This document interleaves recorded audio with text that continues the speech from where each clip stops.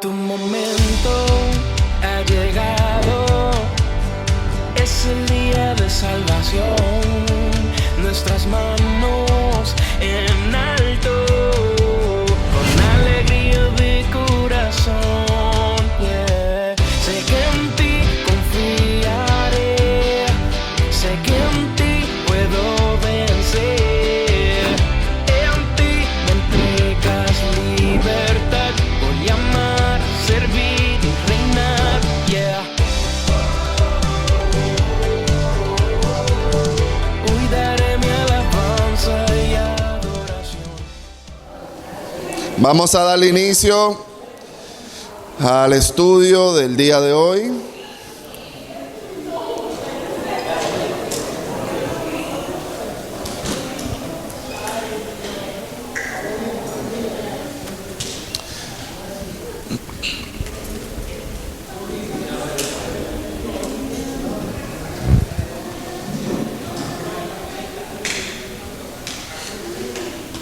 Vamos a orar, vamos a ponernos en comunión para presentar este estudio.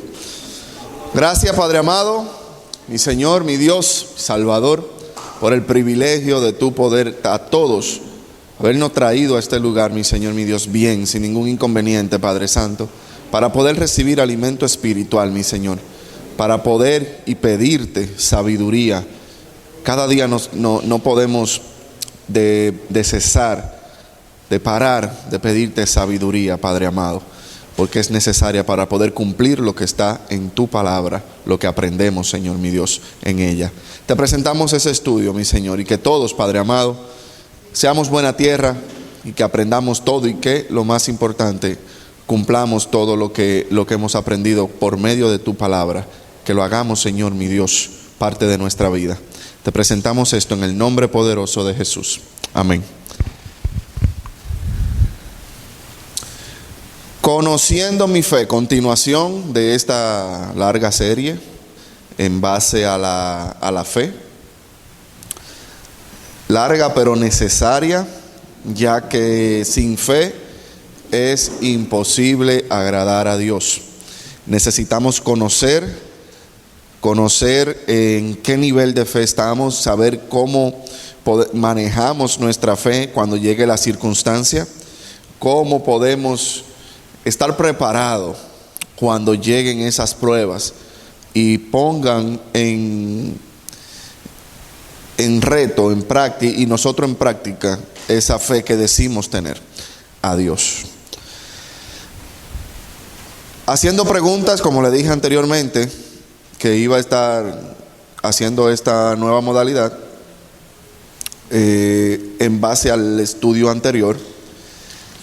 Y la primera es, luego de la muerte de Taré, ¿qué era lo próximo que Abraham debía de hacer para ver la promesa de Dios?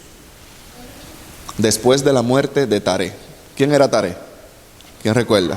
El papá de Abraham. Cuando él murió, ¿qué era lo próximo que debería hacer Abraham, que debió hacer Abraham para poder ver la promesa de Dios? Separarse de Lot, correctamente, apartarse de Lot. Ya Abraham en ese entonces, en ese momento, de 3 pasos que tenía que dar, ya el primero fue salir de la tierra de Ur. Luego Dios permitió que se quedaran en Aram por un tiempo, y ahí murió Taré, su padre. Y ahí llevaba 2. Entonces la tercera que le quedaba era apartarse de Lot. ¿Qué fue lo que pasó para que Abraham y Lot se separaran? Esa es la segunda. Sí, ya la tierra le quedaba chiquita, quedaba pequeña, ellos estaban creciendo, ellos estaban expandiéndose en gente, en ganado, en tiendas de vivir donde dormían. Todo eso conllevaba un espacio, y ya los dos eran prósperos, eran personas ya bien adineradas y no cabían donde ya estaban. Tercera pregunta, ¿hacia dónde se fue Lot?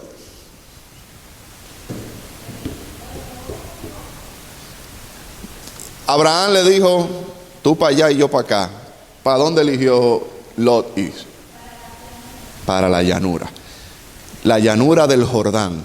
La llanura del Jordán, ahí en la tierra de Canaán, o sea, Israel, actual Israel, era una llanura que mismo describe la misma palabra, que era como el huerto del Edén. O sea, da esa similitud de que era una llanura hermosa, una llanura próspera, que cualquier ganado que estuviese ahí, cualquier cosa que pudieran hacer, iba a prosperar en ese lugar, y más que estaba cerca del río.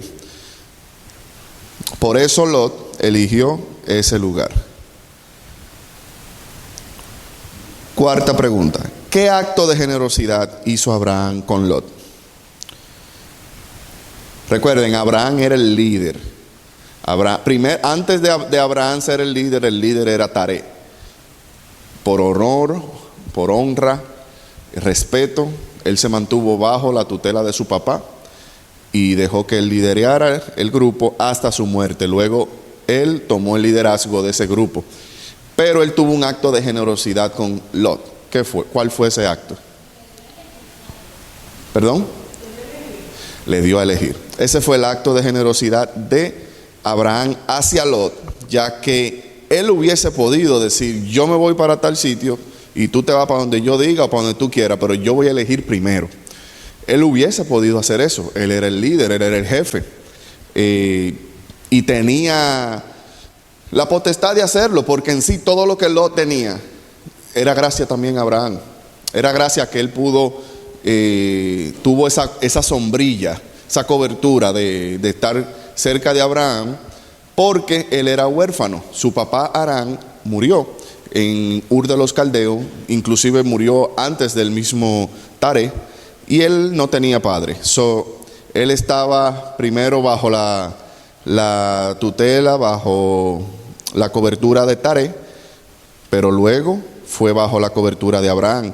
Y ese acto de generosidad de Abraham hacia Lot da a entender qué corazón tenía Abraham. Corazón que es de imitar, porque en problemas usualmente, ya sea familiares, amistades, cada quien gira a su beneficio. Y en ese caso, el beneficio visible, lo que se podía ver, era esa llanura del Jordán. Pero Abraham no quería problemas. Abraham quería que cada quien tomara su camino, y también él estaba consciente de que era algo que él tenía que hacer. O sea, él estaba consciente de que primeramente él tenía que salir de la tierra, segundo de que tenía que salir de su padre, pero no lo dejó por honor, porque era una persona ya mayor y tenía que respetarlo. Honró a su padre, pero él sabía el paso que tenía que dar con Lot. Llegó esa situación, ese problema, y él tampoco desaprovechó esa circunstancia y permitió ya romper lazos, no enemistarse, pero sí ya separarse, y de paso obedecer a Dios. ¿Quién fue la primera persona en llamarse hebrea? La primera persona en la Biblia llamarse hebrea: Abraham. Perfecto. ¿Y qué significa esa palabra? Hebrea. Esa es la última pregunta que tengo. ¿Qué significa la palabra hebrea? Al saber este significado, vamos a ver por qué le llamaban hebreo a Abraham. ¿Por qué le llamaron así? Recuerden, Abraham era un extranjero, era un hombre que andaba de tierra en tierra, y los demás, los de otros países donde él llegaba, le llamaron hebreo. No, ese es él, el nombre Abraham. Eso en sí lo que quiere decir el nombre. La palabra hebrea en sí significa pasar al otro lado. O sea, le estaban diciendo, él es una persona que pasa de un lado a otro, porque él venía de tierra en tierra. Entonces se le quedó ese nombre a él, y de él nacieron todas las demás personas, y se quedó ya ese nombre a esas personas. A los judíos, a los hebreos, a los israelitas se le llama de esa forma, y eso es lo que quiere decir, pasar al otro lado. Había dicho de que para Dios cumplir su propósito en cada uno de nosotros debe permitir algunas situaciones, y que solamente el tiempo va a darnos la respuesta del por qué Dios permite esas situaciones. Pero con esos problemas que vienen, que Dios permite en nuestras vidas, es la única forma que Dios, se pudiera decir, tiene para que nosotros podamos dar el paso y cumplir el propósito. Recuerden, lo vimos con Lot y Abraham. Hubo un problema entre ellos dos, pero el problema era con un propósito mayor, el que se pudiera cumplir el propósito de Dios en Abraham. Dios permite un problema entre Abraham y Lot que causa que se dividan.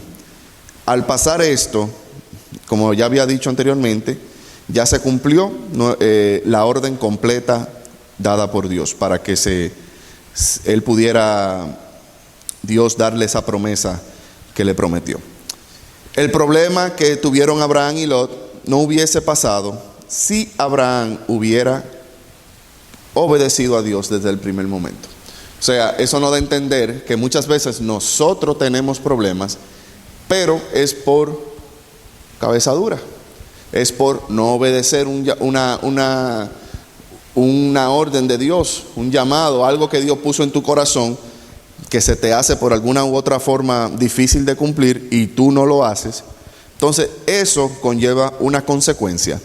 La consecuencia entre Abraham y Lot fue ese problema que hubo, esa enemistad, eso entre los que cuidaban el ganado, entre sus siervos, y conllevó a ese problema.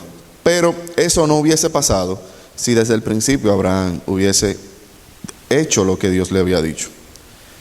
Había hablado de que un líder ve primero por los demás que por ellos mismos. Vuelvo y repito lo que hizo Abraham. Él le dijo a Lot: ¿no está toda la tierra delante de ti? Yo te ruego que te apartes de mí. Si fueres a la mano izquierda, yo iré a la derecha, y si tú a la derecha, yo iré a la izquierda. O sea, vemos como también un líder es una persona que no ve por sí mismo, sino ve por el otro. Eso es parte del liderazgo. Aquellos que quieren o son líderes deben de tener eso en presente, porque van a llegar situaciones en que uno debe de tomar decisiones y no la debe de hacer para beneficio de uno, sino para el beneficio de otro, porque uno lo que está es para servir, y ese es el punto de servir a otro antes de uno mismo. Así como tarea era impedimento para el propósito de Dios en Abraham, de igual forma lo era Lot. Y este demostró qué clase de persona era cuando llegó la hora de separarse de Abraham. Tomó a su criterio la mejor tierra para habitar, y luego le costó bastante caro. Y había dicho que asimismo hay personas en nuestro alrededor, ya sea actualmente o en un futuro, que solamente están bien contigo y no hay problema hasta que eso mismo pase, hasta que llegue un problema, hasta que llegue algo que choque con el interés de esa persona. Cuando llegan esos problemas, ese choque de intereses, entonces viene a relucir lo que en verdad esa persona es. Esa persona es como se dice, como a veces hay un dicho que dice como que el dinero dañó a esa persona, pero en verdad lo que hizo fue sacar a relucir lo que esa persona en verdad era. Porque hay personas que son humildes, pero hasta que tienen dinero. Cuando ya consiguen un dinero, Dios lo prospera de una forma u otra, entonces hacen un cambio y tú dices, wow, pero él no era así o ella no era así. Pero no fue en sí el dinero que lo dañó, sino el dinero lo que hizo fue que sacó a relucir lo que en verdad esa persona era. Eso pasó con Lot. Lot era una persona que vio por sus intereses En vez de decir, wow, Abraham, tú has sido mi ayuda desde que salimos de nuestra tierra, en vez de tú pedirme a mí que coja la tierra, por favor, cógela tú y que sea lo que tú quieras. Y yo cojo lo que sea, yo me voy para donde sea. Pero él no hizo eso. Él vio por sí mismo. Y así como yo digo que puede que nos encontremos con personas de esa forma en nuestra vida individualmente, pero también tenemos que cuidarnos de que nosotros no seamos ese Lot. O sea, de que nosotros no lleguemos a la vida de alguien y cuando llegue una circunstancia, seamos nosotros que veamos por nosotros mismos, olvidando todo lo bueno que conseguimos por esa persona, todas las bendiciones, olvidándonos eso y concentrándonos en el problema actual. Y eso lamentablemente el ser humano tiende a hacer eso. El ser humano lamentablemente no pone en una balanza las cosas buenas y las cosas malas que pasó con X persona. Y si lo hacen, se van a dar cuenta que la balanza pesa más en lo bueno, en los beneficios que tú conseguiste por esa persona, en las bendiciones que tú conseguiste por esa persona. Pero ¿qué pasa? Se concentra uno en el problema que quizás vino por un mal momento, porque quizás esa persona se levantó con muchos problemas personales, estaba irritado o irritada. Entonces vino a detonar contigo y eso te ciega. Entonces viene, es como yo a veces le digo a algunos clientes, que por eso yo no fío. Gloria a Dios que me sacó de eso. Por eso yo no fío, compadre. Yo antes cuando fiaba, yo le decía a la gente, wow, pero yo tengo como 1 año fiándote. Y hoy que no puedo, entonces ya tú dejaste de venir a la tienda. Porque yo no puedo hoy fiarte. Entonces yo le decía así a la gente. Ellos no le importaban porque lo que querían era su beneficio y se iban para otra tienda. Aunque después regresaban. O se iban y sin pagar. Anyway, el asunto es que es similar a eso. Uno da, pero cuando uno dice no puedo hoy, no puedo ayudarte, tengo compromiso. Hermano, pero venga, ayúdame, que con usted que cuento, no, es que hoy no puedo, tengo una salida con mi familia, tengo iglesia, tengo tal compromiso. Wow, pero esa persona sí, y eso que es cristiano, porque de una vez sacan a relucir el que uno es cristiano, porque uno tiene ala allá atrás y uno es un santo, usted sabe. Entonces somos ángeles, ya estamos levitando. Y así mismo, lamentablemente, el ser humano tiende a hacer eso. Como dije nuevamente y repito porque es importante, así como nosotros podemos tener personas a nuestros alrededores o que vengan en un futuro, que conozcamos personas de esa forma como un Lot, tenemos que cuidarnos de nosotros no ser un Lot a esa persona. Siempre tenemos que ser agradecidos, siempre ser agradecidos por todo, porque Dios pone en nosotros personas por un tiempo determinado y cuando ya ese tiempo llegó, esa persona coge para un lado y usted para el otro, pero siempre sea agradecido. Entrando ya en el tema de hoy, quise salir ya del Viejo Testamento, vamos a dejar a Génesis atrás y entramos al Nuevo Testamento, a Mateo. Quiero ya, en base a la fe, concentrarme en Jesús. Concentrarme en Jesús, en estudiar su caminar aquí en esta tierra, pero no solamente a Él, conocerlo, cómo operaba en fe, sino también conocer a aquellos que lo rodearon, aquellos personajes que tuvieron junto con Él, que actuaron en fe, pero que también en algún momento flaquearon, en algún momento dudaron. Entonces, quise aprovechar esto para entrar en Jesús, pero nuevamente ir conociendo, ir haciendo pausas. Sé que el tema es la fe, pero cuando yo llegue a algunos personajes bíblicos, me interesa que lo conozcamos. Hacer un estudio no profundo, pero que pueda ayudarlo a usted tener una idea de cómo era esa persona.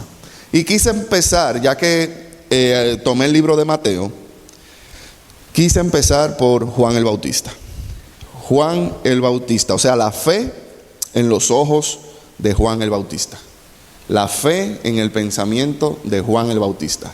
En ese personaje tan importante que Dios envió solamente con la misión de preparar el camino a Jesús. Una misión sumamente difícil. Pero él pudo hacer un trabajo tan excelente. Juan en hebreo es Johanán.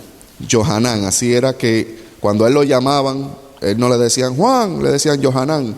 Así era que él le decían Johanán. Ese es el nombre en hebreo. Así mismo, con Y, Johanán. Sí, que con Y al principio. Y J, Johanán. Así que Juan, ya tú sabes cómo tú te llamas en hebreo. Johanán. Juan el Bautista era hijo del sacerdote Zacarías y de Elizabeth, pariente de María. Él era hijo de Zacarías, que era un sacerdote, Zacarías, y de Elizabeth, que era prima, pariente de María. Elizabeth era descendiente de Aarón. Y Zacarías, lógicamente, para ser sacerdote, tenía que ser también descendiente de esa línea de los sacerdotes. Que hubo 24 divisiones cuando comenzaron a organizar toda esa estructura del sacerdocio. Hubo 24 divisiones y no recuerdo exactamente cómo se llamaba la de Zacarías, pero era la 8ª división del sacerdocio y por ahí venía el linaje de Zacarías. Él se encargaba de lo que es encender el incienso, todas esas cosas en el templo. Él fue ordenado por el ángel, aquel ángel Gabriel, a que no bebiera vino ni sidra. Eso lo encontramos en Lucas, en Mateo no lo vamos a encontrar, pero en Lucas 1:15 habla de eso. Da esa orden y le dice, no puede beber vino ni beber sidra. ¿Qué quiere decir eso? Que él tenía que ser un nazareo. Un nazareo. O sea, Juan el Bautista era un nazareo. Nazareo, o también se le llama nazireo. Tenemos que hacer ese paréntesis y esa aclaración. No es nazareno. Cuando escuchamos a Jesús de Nazaret, que era un nazareno, es porque viene de ese lugar de Nazaret. Pero nazareo o nazireo en hebreo viene de la palabra nazir, con Z, nazir, que quiere decir separado o consagrado. Recuerden, nuevamente, nazareno es un lugar de un pueblo. Nazireo o nazareo, lo que quiere decir es separado o consagrado. El ser nazareo podía ser de dos formas: para toda la vida, mientras vida tenga esa persona, o por un periodo de tiempo ya establecido anteriormente. Es un voto que hace esa persona. ¿Alguien recuerda algún nazareo, bíblicamente hablando? Aparte del que yo le digo ahora, de Juan el Bautista. Sansón, correcto. Era un nazareo. Otro nazareo era Samuel.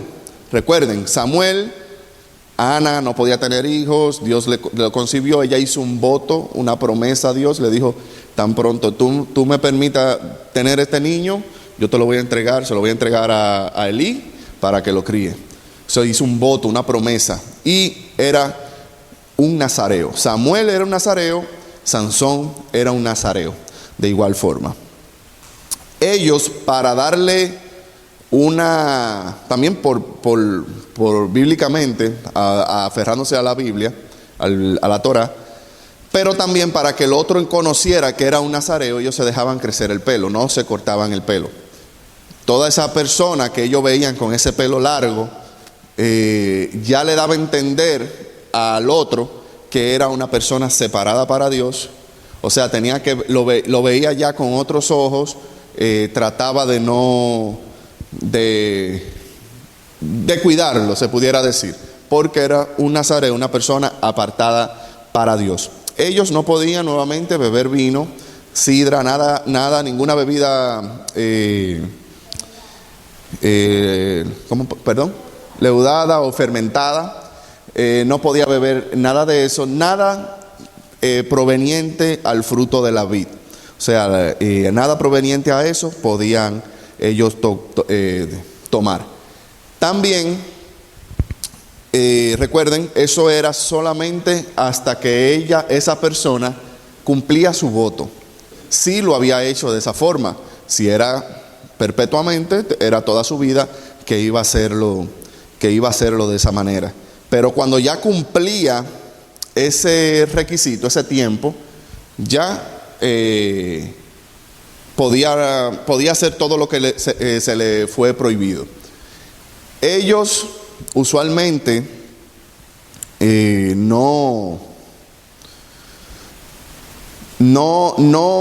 trataban ellos se ligaban con todo el mundo. O sea, ellos se ligaban con toda la persona, no eran que no podían estar cerca de nadie. Lo único que se les pedía con cuestiones de personas era no tocar un cadáver. Ellos se cohibían de ir a eventos fúnebres, a entierros, cosas así, porque era prohibido tocar un cadáver o tocar algo que lo tocó un cadáver.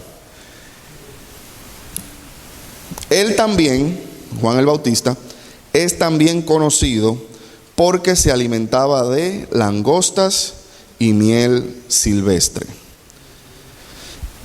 Pero no es la langosta de Red Lobster.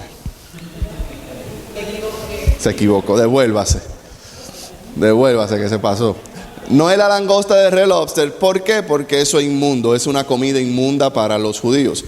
Está prohibido comer todo lo que sea mariscos en esa cultura, porque está establecido en la Biblia. Lo único que ellos del mar permiten comer son peces con aletas y escamas, algo así. Pero lo que es camarones, langostas, toda esa cosa, ellos no pueden hacerlo, porque tiene un porqué.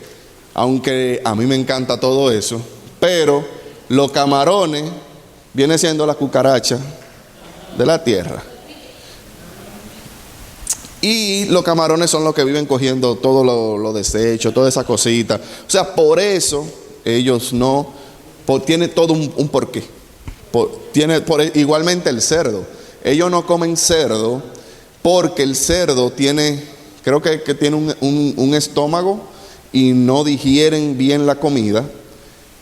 Contrario a los otros animales que tienen varios estómagos y hacen su función. Pero el cerdo ellos no lo comen por eso mismo, porque tiene tóxico la carne. Entonces, al comer eso, le hace daño al cuerpo. O sea, todo no es un capricho, no es algo que se lo inventaron porque sí. Todo tiene su ciencia en eso. Ahora bien, aunque comer saltamontes, que es lo que le llaman langosta, eso sí es permitido. Eso es kosher, como le llaman.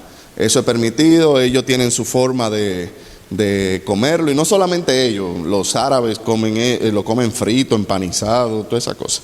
Ellos tienen su forma de comerse. Eso sí es permitido, el comer saltamonte.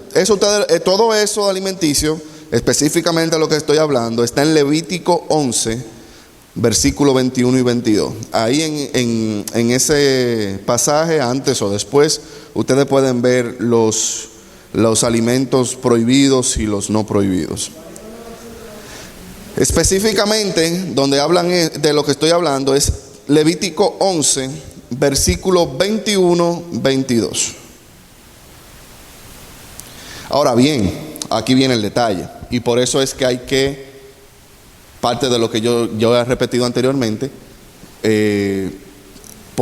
buscarle un porqué a lo de la palabra, porque siempre hay algo detrás de eso, y ese algo solamente lo vamos a conocer si conocemos la cultura. Si conocemos la cultura, podemos conocer el trasfondo de eso. Por motivos de traducción, se cree que lo que él comía en sí era algarrobos, no langostas, no saltamontes. Si ustedes, si quieren, escríbanlo: algarrobos. Algarrobos. Recuerden, hubo un personaje que comió algarrobos, y eso fue en la parábola del hijo pródigo. Algarrobos es se parece al cricket, pero es un fruto de un árbol.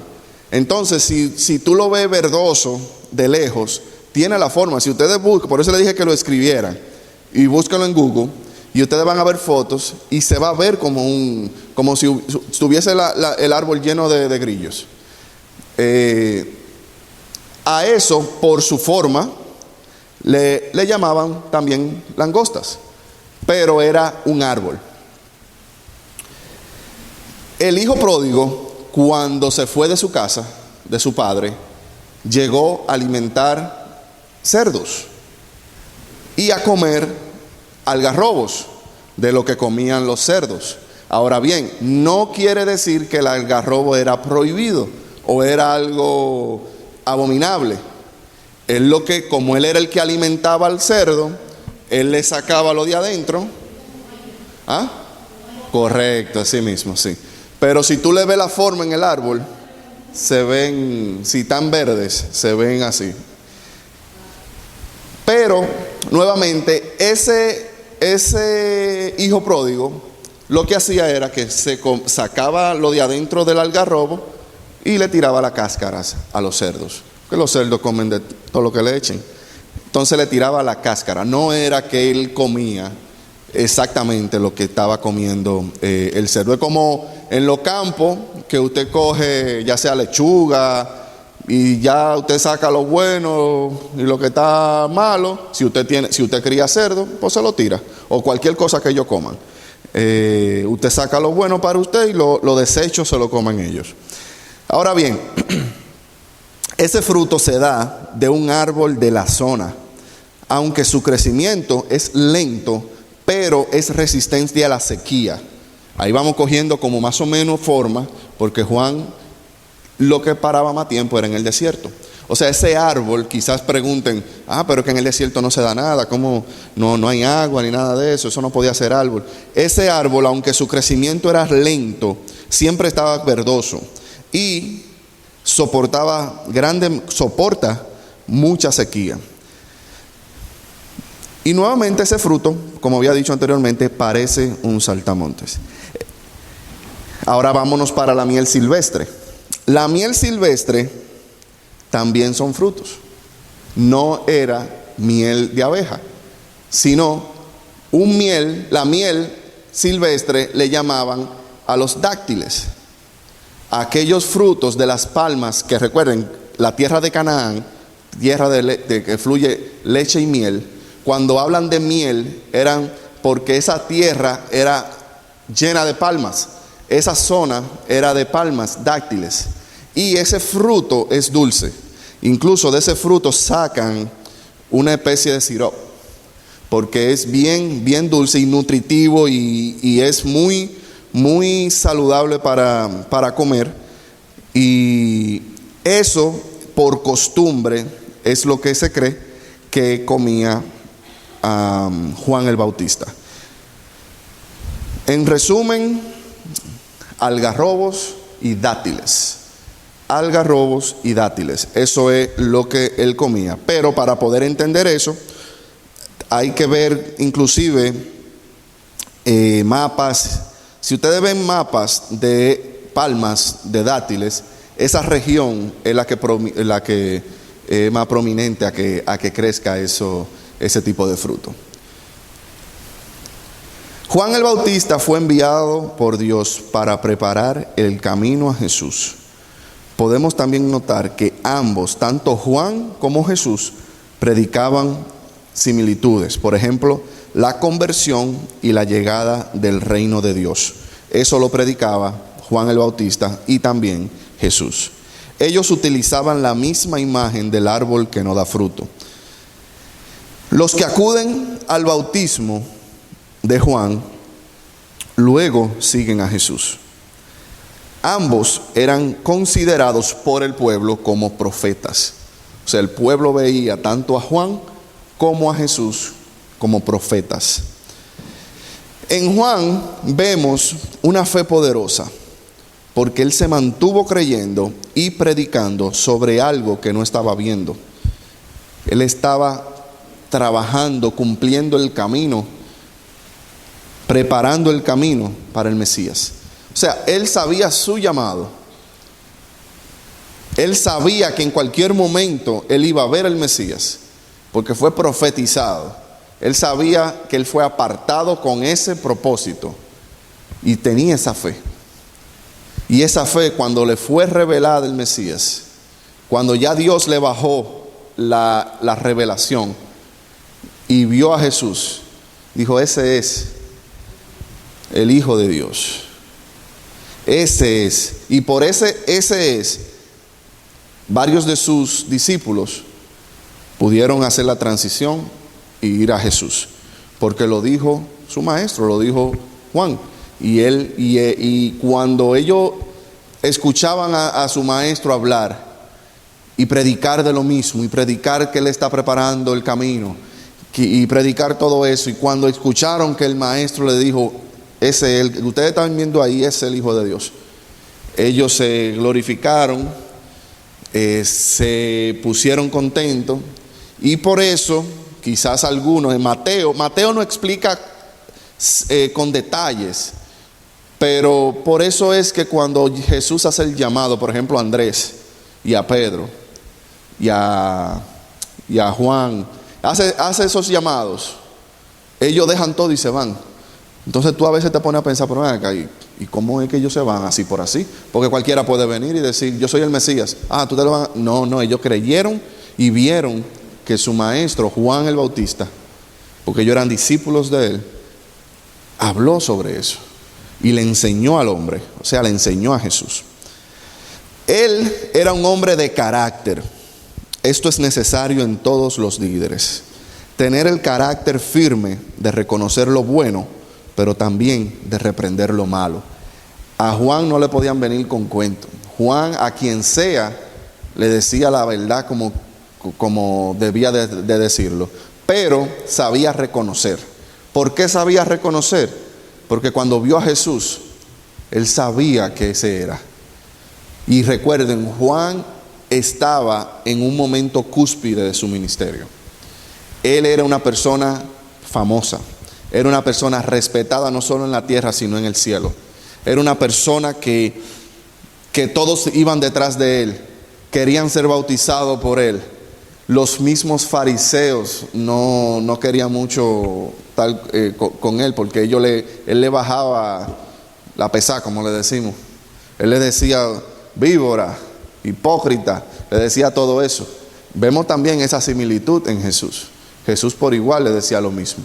Por eso, por tanta similitud en que hay entre Jesús y Juan, se cree que Jesús estuvo en la escuela de Juan.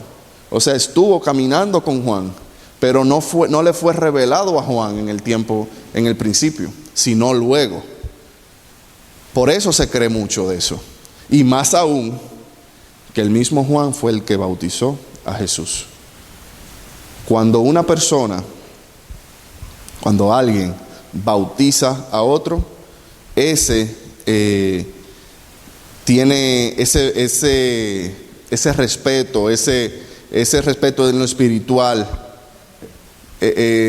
hacia esa persona. Por ejemplo, aquí, todos a los que son nuevos, yo no me me convertí aquí, ni fui bautizado por el pastor, pero muchos han sido bautizados por el pastor.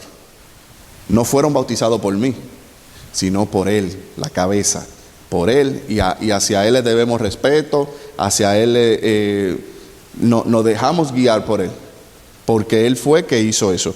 Por eso Juan, reconociendo, dijo: wow, pero es que ¿cómo tú me vas a pedir a mí que te bautice siendo tú más grande que yo? Pero Jesús se sabía someter a la autoridad, tanto en el cielo como aquí en la tierra. Fue un ejemplo, y por eso él permitió que pasara eso. Juan el Bautista no se dejó cegar de la fama, y el pueblo humilde le tenía respeto, inclusive las autoridades religiosas. Él es un gran ejemplo de humildad, de saber reconocer cuándo se debe pasar la antorcha y dejar que el próximo continúe. Lamentablemente, cosa que no vemos mucho en cristianos, en aquellos que tienen una posición en la iglesia. Viene alguien, cumplió su ciclo, es necesario que le enseñe a otro para que tú pases a otro ministerio quizás, o para que tú le enseñes, porque puede ser que un día ya tú no estés aquí por una razón u otra. Entonces le duele pasar esa antorcha. Muchas veces vemos eso, lamentablemente. Y Juan nos enseña eso, nos enseña que todo tiene un tiempo, que todo tiene un propósito, que cada uno cumplimos un propósito en la vida. Y él fue llamado con una misión, y él supo reconocer cuando llegó esa misión a su final. Supo reconocer que el llamado era preparar el camino hacia el que ha de venir. Y el que ha de venir llegó, le fue revelado. Él no se hizo el loco, él no dudó de una vez, le cedió la antorcha, le cedió el puesto a él, tanto que permitió en vida que discípulos pasaran a Jesús.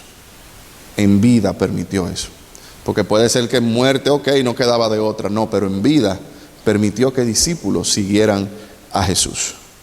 Vemos la grandeza de ese hombre, un hombre con carácter, como había dicho, porque era un hombre con temperamento fuerte, necesario en esto. Así como hay que ser humilde, también hay que ser fuerte en circunstancias cuando se ameritan. Pero esa firmeza en él no lo llenó de orgullo, de ego.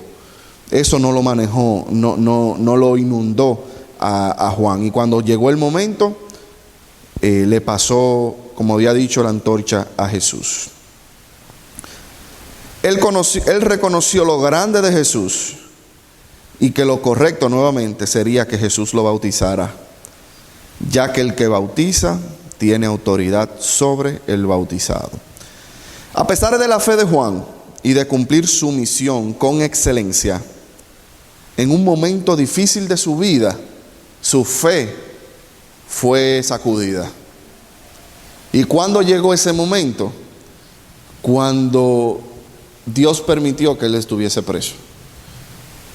Cuando por su forma fuerte, que no le tenía miedo a nadie, señaló a Herodes y le dijo el pecado que estaba cometiendo. Y por eso le costó estar preso. Pero en ese momento de cárcel, en ese momento de soledad, de oscuridad, de frío, de hambre quizás, su fe fue sacudida. Esa fe que él tenía fuerte, eso también nos da a entender que en algún momento todos somos exentos a tener un momento de que esa fe se nos sacuda. ¿Y cómo llegó ese momento en Juan? Cuando mandó a llamar a sus discípulos y le dijo: hey, pregúntale a ver si es él el que ha de venir, o si tenemos que esperar a otro. O sea, tú estás dudando de que Jesús era el Mesías.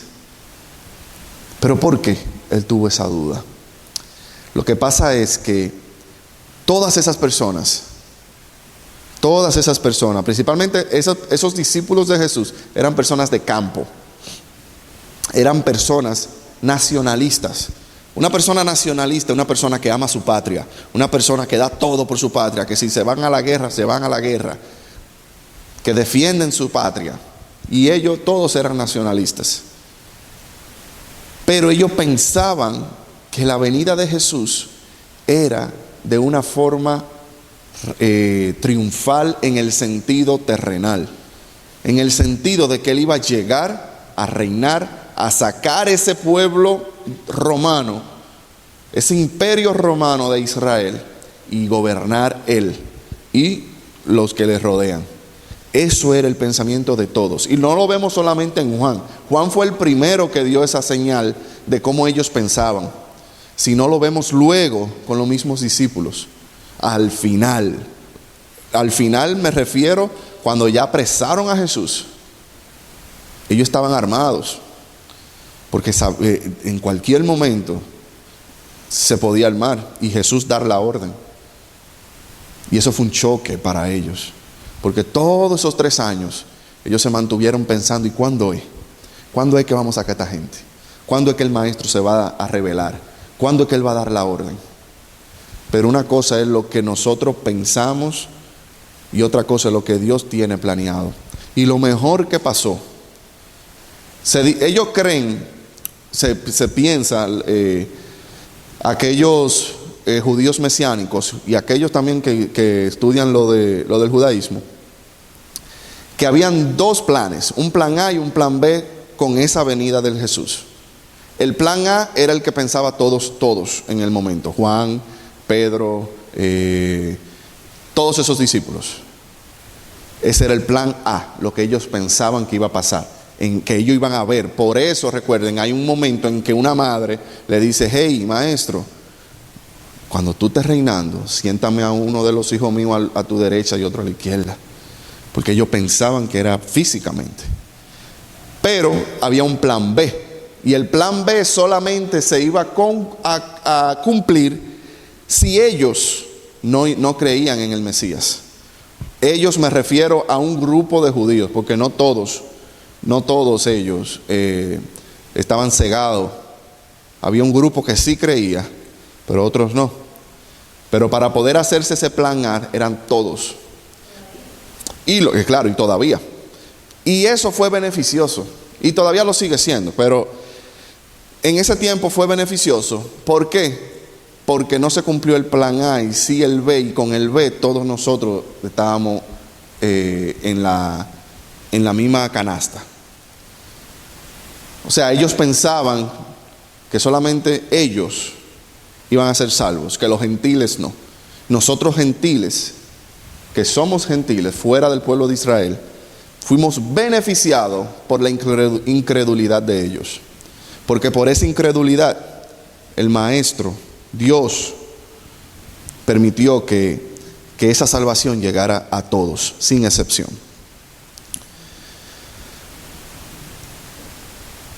La respuesta que Jesús le dio a Pedro fue una respuesta, a Juan, fue una respuesta majestuosa. En Lucas 7:22 fue la respuesta que le dio a Juan. Y como le respondió, le dijo: id, haced saber a Juan lo que habéis visto y oído. Los ciegos ven, los cojos andan, los leprosos son limpiados, los sordos oyen, los muertos son resucitados, y a los pobres es anunciado el evangelio. Con esa respuesta él le estaba diciendo: la misión del Mesías se está cumpliendo. Y no soy yo que lo estoy haciendo en un cuarto cerrado, sino que lo estoy haciendo en público. Vayan y díganle todo lo que yo le estoy diciendo, que todas estas personas están siendo sanas y que se está predicando el evangelio. Con esa respuesta ya era suficiente, era una confirmación hacia Juan de que él era el Mesías. Algo grandioso de Jesús es que a pesar de la duda de Juan, no lo descalificó. Más bien le aclaró a los demás, a los que estaban ahí, de que él era el profeta más grande nacido de mujer. O sea, a pesar de que le estaban diciendo a Jesús, hey Jesús, él está preguntando que si tú eres o no. A pesar de esa duda, eso no hizo que Jesús dijera, wow, pero a última hora me fallaste, dudaste. No, él le confirmó a todos, como Juan el Bautista, no ha nacido otro profeta. Vemos como en nuestras dudas o faltas ante los ojos de Dios, eso no nos descalifican ante Él, ya que Él ve un gran potencial que cada uno cargamos. Lo que podemos hacer, o lo que debemos hacer, es no mantenernos en dudas. Debemos seguir hacia adelante. O sea, el que tengamos dudas, el que tengamos faltas, no nos descalifican de cómo Dios nos ve y cómo Él nos va a usar, del potencial que Él ve en nosotros.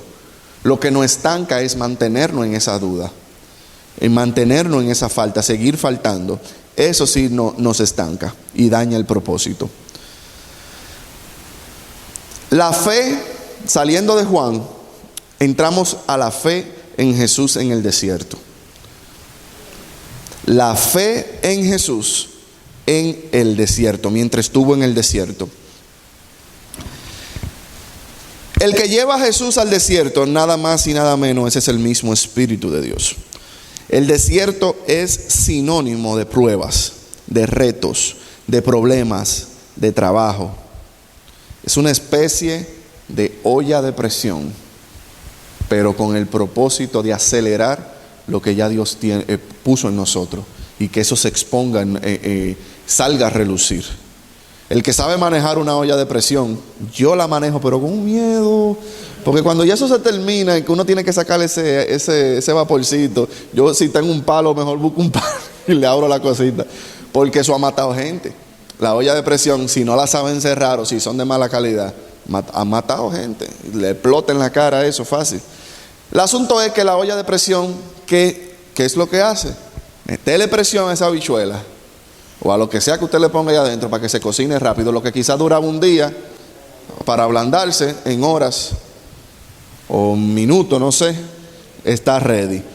Así mismo pasa con nosotros cuando Dios permite que entremos a un desierto de problemas, un desierto de trabajos, de quejas, de pruebas, de retos.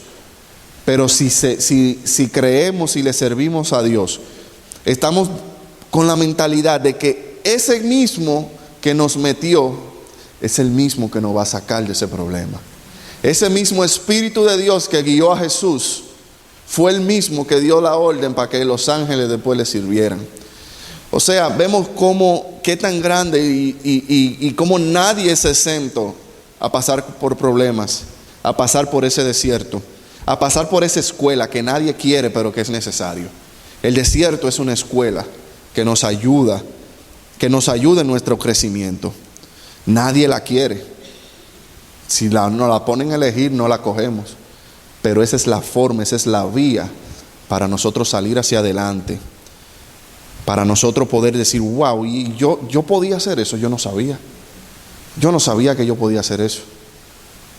Ustedes, aquí hay personas que tienen miedo de algo, tienen dudas de algo. Yo lo que le exhorto a ustedes es que no pongan un pero. Cuando le llegue esa oferta, que usted tiene temor de hacerlo porque usted cree que no es capaz, diga sí.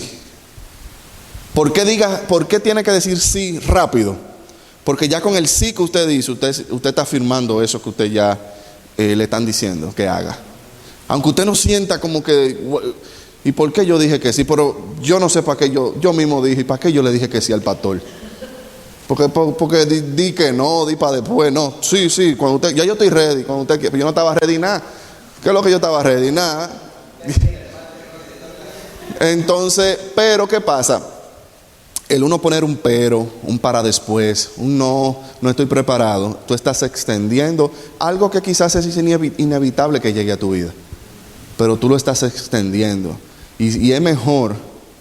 Yo usualmente cuando, por ejemplo, organizo algo o trato de hacer algo, yo trato de empezar por lo más difícil, para yo salir de lo más difícil, lo más complicado, y lo fácil lo voy dejando ya de último. Lo tengo por costumbre hacerlo así. Entonces, cuando vengan esos retos que le lleguen a su vida, ya sea de preparación, de lo que sea, cualquier paso que usted tenga que dar, no resista. Firme de una vez eso con un sí. Y cuando ya usted diga que sí, aunque diga, ¿para qué yo me metí en este lío? Yo le aseguro que Dios le va a dar dirección.